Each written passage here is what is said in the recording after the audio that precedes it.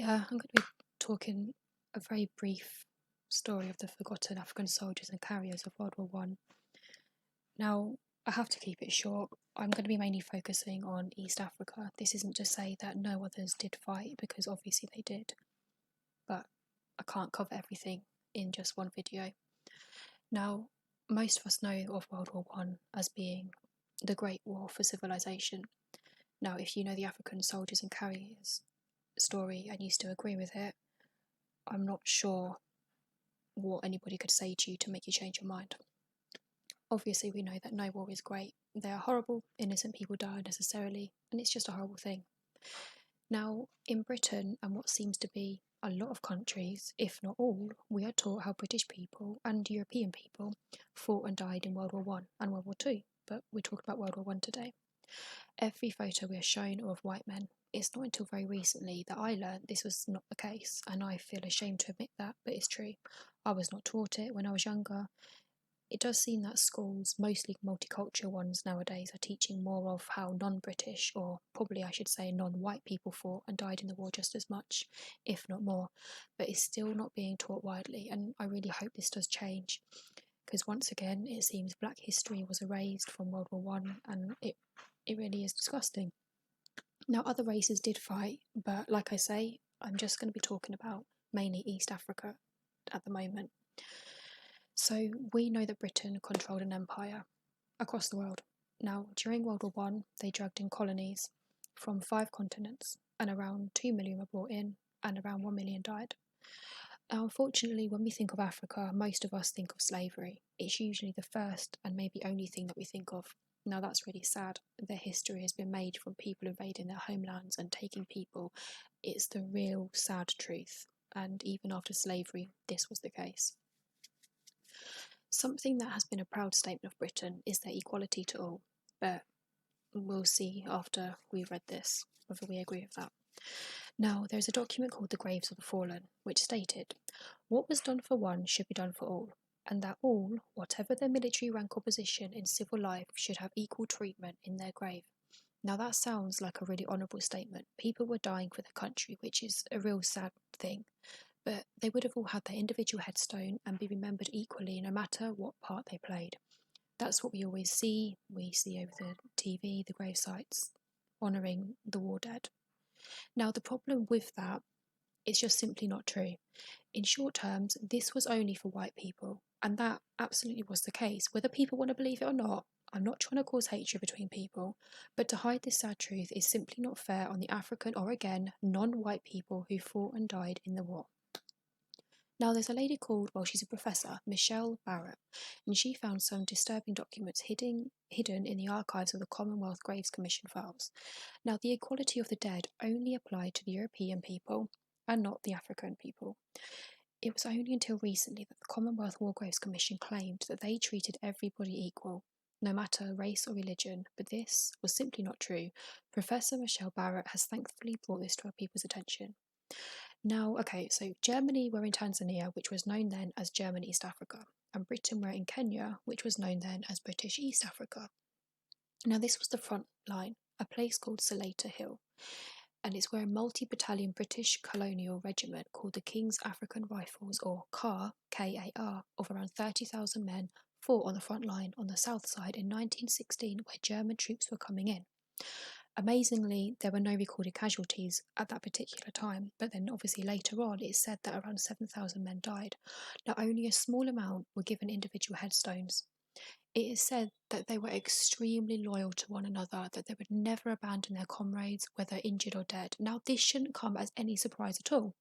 They were human beings like the rest of us, so to even have to say that they were loyal, it annoys me, because most human beings are. Now, this statement is disgusting because it only adds to the lies that were stated in the unearthed documents, because the white men who worked alongside these black men would have seen their loyalty and would have seen that they were just human beings like the rest of us. So the next statement makes it even worse. Now, this was a text that was, it's a report done by Major George Evans in the early 1920s. It reads that 40,000 to 50,000 people were killed or died from sickness or wounds. Now, under ordinary circumstances, such men would be entitled to individual headstones at cost of the commission, but it is thought that the tribes from which the ordinary native carrier is drawn are hardly to appreciate or understand such a memorial, and it is to propose, therefore, subject to Lord Milner's concurrence, in the case of native carriers, to only erect a few general memorials at 1 or 2 central points in Nairobi, Mombasa, and Dar es Salaam. Most of the natives who have died are of a semi-savage nature and do not attach any sentiment to marking the graves of their dead. He then goes on to say the erection of individual headstones would constitute a waste of public money. This is an absolutely disgustingly shocking statement. To consider these human beings that they took from their families and made carry their supplies to the front line to fight for them in a war to be nothing but savages who wouldn't understand or appreciate somewhere for their relatives and friends to visit their graves and mourn, it is just disgusting. Now, this was agreed in 1923 that natives' graves should not and would not be individually marked. These men and women and children who were living under British rules and who were part of the war were not remembered, nor honoured, nor treated equally like they should have been. Now, something I found disturbing was that there was this group of people, they were college students in East Africa. They had not even seen a picture of black soldiers. Now, Britain, I thought probably would be. You'd only see white people.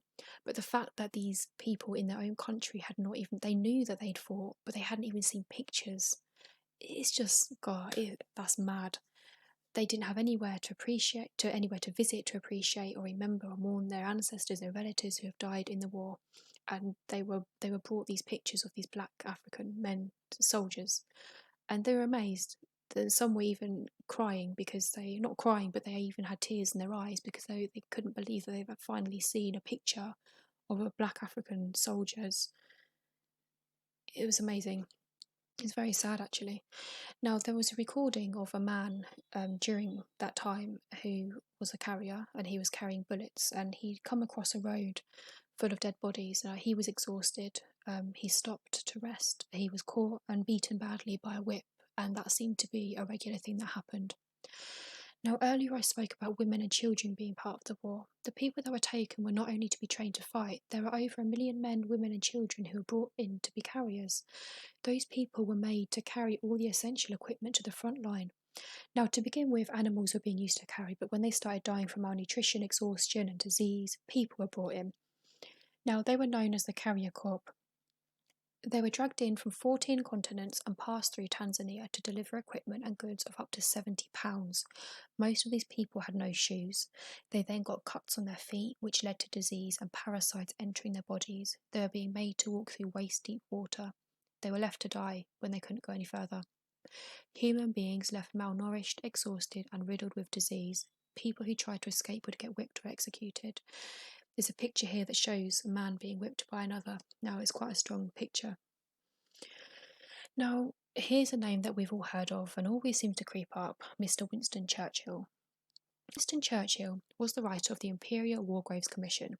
He was a Secretary of State and the chairman of the Imperial War Graves Commission.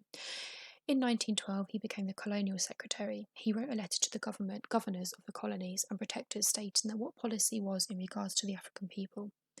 Now, another outrageous statement, as you can imagine. In ordinary circumstances, the Commission would not erect individual headstones, but a central memorial in some suitable locality to be selected by the government concerned. Basically saying that African troops and carriers would not be honoured the same way as white people. Now, this really annoys me. Now, when Britain had won control of the German East Africa, they were the enemies, obviously. They were German, they were the enemies of Britain.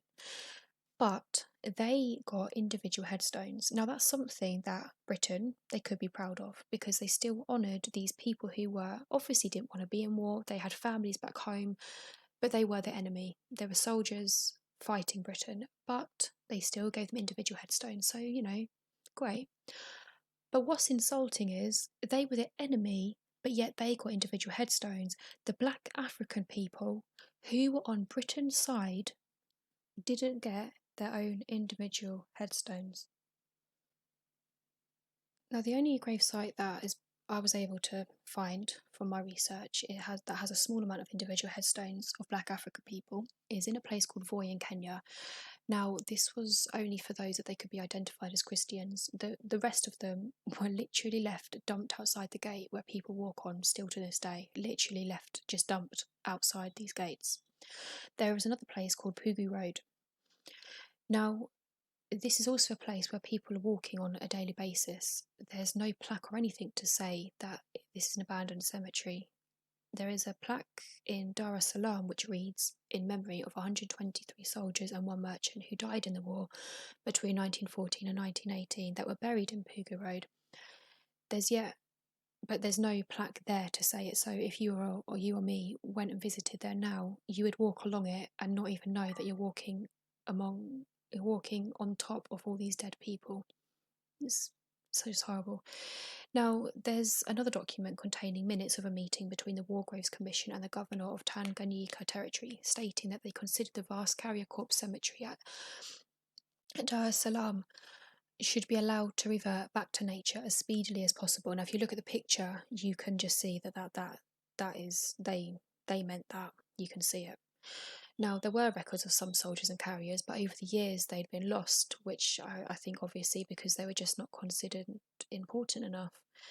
Now, something I want to end on, which is a big deal. I never knew this. The war didn't end on European grounds like we were all taught, but on African grounds 2 weeks later. Now, the African troops, they're survivors, they were shipped back to their villages, malnourished and with diseases. And over 1 million Africans had died in the war, at least 10,000 soldiers and another 100,000 carriers, but there is belief that those numbers actually triple. I hope I've covered enough. Obviously, I have missed things out. It just wouldn't be possible to obviously fit every little thing in. But it would be good if anybody has more information, whether it's pictures, date of birth, names, with permission. I would be able to put a group together of just put a video of all these people, whatever information you have, for people to be able to come on and see actually they're able to remember these people, because it's a really sad situation. Like I say, these aren't the only people. There are lots of other people in different countries and different races that did fight in the war, and I think most of us do know that now. And I will do a follow-up on that. Okay, please like and subscribe if you found this useful, and come back to watch more videos that I will be doing. Thank you.